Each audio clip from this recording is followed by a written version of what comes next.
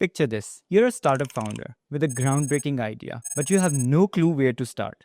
Maybe you have convinced yourself to hide away in your basement, hammering out the code, sketching designs for months. That's what feels comfortable. But here's the truth. If you go down that path, you will be spending all that time building in something that nobody wants. By the end of this video, you will have a crystal clear understanding of how to take your idea and turn it into minimum viable product, which is MVP, without wasting months guessing what your customer actually needs. And if you stick around till end, I'll be sharing the story of ridiculously clever MVP that helped validate an idea for a company which eventually sold for more than $1 billion. Yes, $1 billion. And spoiler alerts, it wasn't even the finished product. Here's where most startups go wrong. They think they need to build a perfect product before showing it to anyone. So they sit alone, designing, coding, and engineering every tiny detail, kind of chasing perfection. Weeks turn into months, and months turn into years, and by the time they finally launch, crickets. Why? Because they spend all their time guessing instead of testing. They never stop to ask themselves, what do my customer actually need right now? This is where minimum viable product or MVP comes in. If you're unaware of this term, let's break it down for you. An MVP is the smallest, simplest version of your product that solves the real problem for your customer. It's functional, but far from perfect. And it's not about impressing people or making them fall in love with your product right away. It's all about learning. Think of it like this. If your big idea is car, your MVP could not be single tire. Instead, it's a skateboard, something that actually works and solves the basic problem. Sure, it's not a car your customer ultimately wants, but it gets them from point A to point B.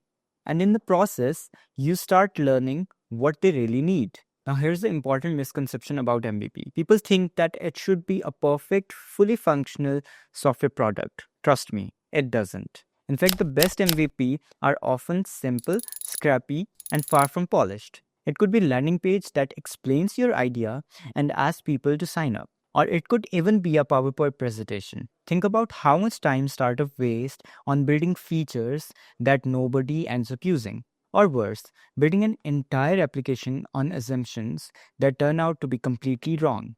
But with an MVP, you don't have to guess. You release something small and functional, let the real customer try, and learn from their feedback. What works, what doesn't, what feature do they care about, or what can you improve? By starting small, you minimize the risk of failure. If something doesn't work, you pivot.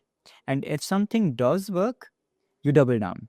It's the fastest and smartest way to build a product that actually people want. Let me give you some real life example of MVP that turn out to be massive success. Instagram didn't start as a photo sharing app we know today. It began as a simple app called Bourbon, which let users to share their photos with basic filters. Airbnb, they started with the air mattresses in the living room. Literally just a way to see if people would pay to stay in someone else's house.